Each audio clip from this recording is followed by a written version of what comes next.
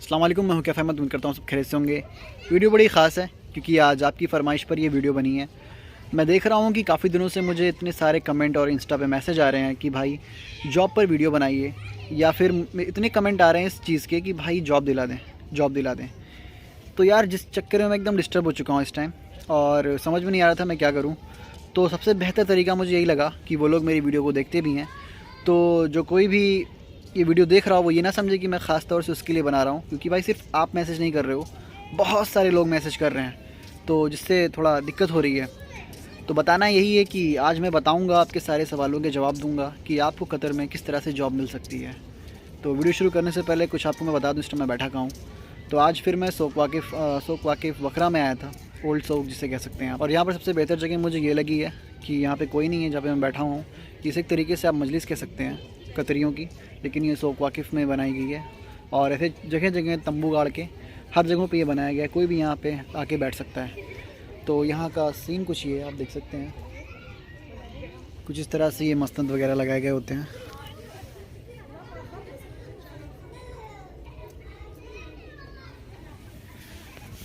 तो वीडियो के लिए ये जगह सबसे बेस्ट लगी मुझे। तो फिर वीडियो शुरू करते हैं। तो फिर सबसे पहले हम बात करते हैं कि आपको कतर में जॉब किस तरह से मिल सकती है। तो नंबर 1 चीज़ ये है कि भाई सबसे पहली चीज़ जो ये है कि आप जिस भी कंट्री से ताल्लुक़ रखते हैं वहाँ पर देखिए बहुत सारे एजेंट होते हैं, ठीक है, ट्रैवल एजेंसियाँ होती हैं। तो डायरेक्ट उन एजेंसियों के पास आप जाइए, बिना किसी एजेंट के थ्रू। सीधे उन एजेंसी के मतलब आप सीधे उनके एड्रेस पर जाइए और मेन से बात करिए। उसके बाद आप देखिए, टटोलिए और लोगों से पता करिए क्या वो जेन्युइन है, क्या वो सही है। अगर वो सही है तो फिर आप उनके राब्ते में रहिए, वो आपको सही तरह से अच्छी जॉब दिलवा सकते हैं। नंबर 1 ये हो गया। दूसरा ये है कि कतर में अगर आपको कोई पहचान वाला रहता है, मैं रिश्तेदारों की बात नहीं कर रहा हूँ, कोई भी पहचान वाला रहता है, तो यार आप उससे बात करें, उससे बोलें कि वो आपको आज़ाद वीज़ा दिला दे। उसके बाद किसी तरह से आप उसके रूम पर आ जाएं, क्योंकि यहाँ किसी और जगह पे आप रह नहीं पाएंगे। तो फ़िलहाल कुछ दिनों के लिए आप उससे 1 महीने की मोहलत मांग लें कि 1 महीने के लिए भाई तुम मुझे अपने रूम पे मुझे कहीं सेटल करवा दो, और इंशाल्लाह मैं जॉब मिलते ही मैं रूम छोड़ दूँगा। बस वो आपका इतना काम करवा दे कि आपको वो कतर में कहीं ना कहीं रहने के लिए एक सिस्टम करवा दे। बस कुछ महीनों के लिए या 1 महीने के लिए आपने एक टाइमलाइन सेट कर लें 1 महीने के लिए। लेकिन भाई देखिए इसमें रिस्क है। आप आएंगे, जॉब सर्च करेंगे, 70% उम्मीद है कि आपको मिल ही जाएगी, 30% ये उम्मीद है कि नहीं मिल सकती है। तो आपका ये घाटा हो सकता है, इसकी वजह से नुकसान हो सकता है आपका। तो देखिए बिना रिस्क लिए कोई काम नहीं होता है, रिस्क तो लेना पड़ेगा हर चीज़ में, बिज़नेस में भी रिस्क है। और ख़ास तौर से अगर आप कतर आना चाहते हैं, सबसे बेहतर तरीका जो मुझे यही लगता है कि आप किसी अपने पहचान वाले से बात करें, उससे बोलें कि वो आपको 1 महीने के लिए रहने के लिए कहीं कोई जगह दिला दे, और बाकी खाने पीने का सिस्टम खुद करके आइएगा। पैसा इतना लेकर आइएगा कि आप अपना 1 महीना उसमें चला सकें। तो उसमें फ़ायदा ये रहेगा कि जब आप यहाँ आ जाएंगे तो कहीं ना कहीं आप फिर फ्री होंगे, फिर आप कहीं ना कहीं बात करेंगे, आप जॉब मिल जाएगी, ये गारंटी देता हूँ मैं। 70% चांसेस है मिलने के। मैं कैसे आया था मैंने आपको बताया था। मेरा भाई यहाँ पे था, मैं अपने भाई के पास आया, उसके रूम पे था। फिर मैं जॉब सर्च की, मेरे भाई ने भी मदद की, और इस तरह से मुझे जॉब मिल गई। तो मुझे तो 6 दिन के अंदर जॉब मिल गई थी, और मुझे 2 जॉब मिली थी। मैंने एक छोड़ भी दी थी, एक मिली, उसके बाद उसको 17 दिन किया, फिर उसको मैंने छोड़ दिया। फिर अब दूसरी जॉब कर रहा हूँ मैं, और माशाल्लाह से इसमें 3 महीने से मैं टिका हुआ हूँ। तो काफ़ी अच्छी जगह जॉब मिल गई और सैलरी भी काफ़ी अच्छी है। तो इसी तरह से आपको भी मिल सकती है। हम लोग ये डरते हैं अरे कहीं जॉब ना मिले तो ये क्या होगा वो होगा, तो ऐसा कुछ भी नहीं है, हर चीज़ हो जाती है। तो अगर आप रिस्क ले सकते हैं तो भाई फिर आज़ाद वीज़ा कटाओ, आ जाओ।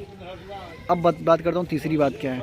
तीसरी बात भाई एक शिकायत ये है जो मुझे भी थी बहुत पहले लोगों से, कि हमारे भी पहचान वाले बहुत से बाहर रहते थे। तो जब मैं उनसे कहता था कि भाई मुझे बुला लो, तो वो लोग कहते थे इंशाल्लाह, लेकिन फिर मुझे वो टरका लगता था कि मुझे टरका रहे हैं।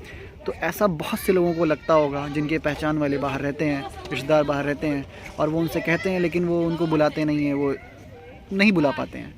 तो इसके पीछे का अब मैं ख़ुद बाहर हूँ तो मैं बता सकता हूँ कि वो क्यों डरते हैं, क्यों नहीं बुलाते हैं। तो नंबर 1 चीज़ ये है कि जैसे कि मैं बाहर हूँ, ठीक है, मेरे पहचान वाले मुझसे कहते हैं भाई मुझे बुला लो। तो देखिए बुलाने में बहादुरी नहीं है, बुलाने को तो मैं बुला लूँ, लेकिन यार वो जो बजट पैसा लग रहा है, करीब मान लीजिए आप 1.5 लाख रुपये में बात कर रहा हूँ, 1.5 लाख लग रहा है, लेकिन जो 1,50,000 लगेगा उसका ज़िम्मेदार कौन होगा। मान लीजिए मैं आपको बुला लूँ, आपने 1.5 लाख रुपये खर्च किए हैं, आप कतर आ गए मेरे पास, खुदा ना खास्ता आपकी जॉब नहीं लग पाई, तो फिर क्या होगा? फिर तो सारा इल्ज़ाम मेरे ऊपर आएगा कि आपने तो ऐसे ही बुला लिया बिना कुछ सोचे समझे और हमारा पैसा बर्बाद हो गया। तो भाई इसी डर की वजह से कोई भी किसी को बुलाने से डरता है, जब तक एकदम पक्का यकीन ना हो कि हाँ इसको जॉब मिल जाएगी। इसी वजह से हर कोई डरता है, मैं भी डरता हूँ, मैं भी किसी को नहीं बुलाता।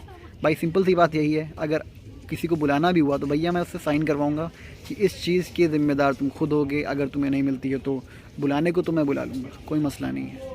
लेकिन अगर खुदा ना खास्ता ना मिली तो क्या होगा? तो भाई इसी वजह से हर कोई डरता है, मैं भी डरता हूँ।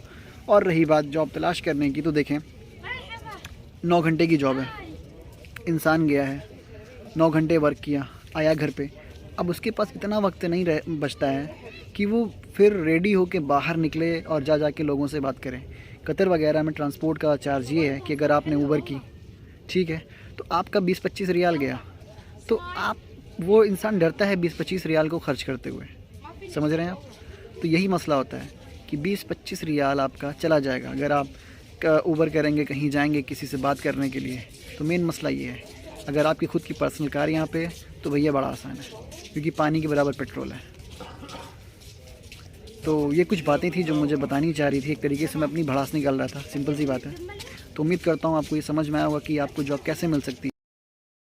तो गाइज़ मैं मजलिस से बाहर निकल आया क्योंकि वहाँ पे फैमिलियाँ आ गई थी, थोड़ा अजीब लग रहा था मुझे। तो अब बात करते हैं नंबर 1 की। तो नंबर 1 ये है कि आप जिस भी कंट्री से बिलोंग करते हैं वहाँ पे टूर एंड ट्रैवल्स का ऑफिस होगा, तो आप दिमाग खोल के जाइएगा वहाँ पे। पहले देखिएगा कि जो लोग वहाँ पे ऑलरेडी मौजूद होंगे, जो बंदे होंगे जो जाना चाह रहे होंगे, उनसे आप पता करिएगा कि उनका काम उस ऑफ़िस में कितना आगे बढ़ा है। फिर आपको पता चलेगा कि हाँ ये जेन्युइन है या नहीं है, या सही है कि नहीं है। पता करिए कितने लोग बाहर गए हैं उस ऑफ़िस से।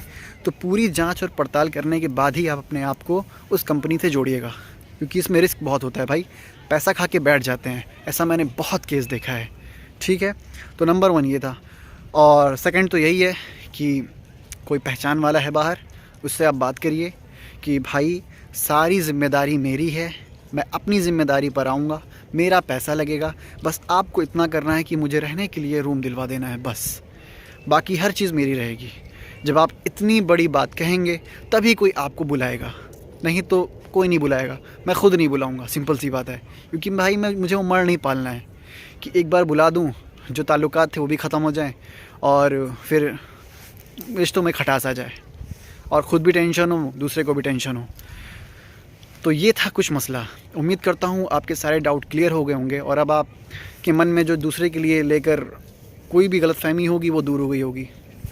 तो उम्मीद करता हूँ वीडियो अच्छी लगी हो। अगर अच्छी लगी होगी तो वीडियो को लाइक कर दें, चैनल को सब्सक्राइब कर दें। मिलते हैं आपसे किसी नई वीडियो में। ख्याल रखें। टाटा बाय बाय, अस्सलाम वालेकुम।